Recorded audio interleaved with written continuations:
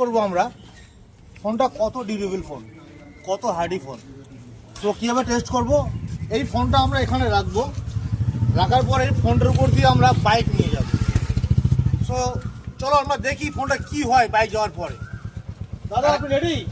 আসুন। ফোনটা চালু আছে, আমি একটা দেখিয়ে দিই। ফোনটা চালু ফোন আছে। আমি এই অবস্থায় ফোনটা ডিসপ্লে সামনের দিকে রেখে রাখলাম, ফোনটা এই রাখলাম। দাদা আসুন। কি ফোন?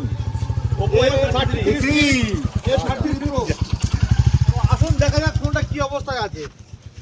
বিশেষত ফোনটা না না ঠিকই তো আছে, কাজ করছে একদম ক্যামেরা চলছে। একবার দেখে নিন। কোনো দাগ ফাগ আছে নাকি কোনো স্ক্রিনে? দাগ আসেনি, কোনো camera front camera back camera পিছনে করলাম।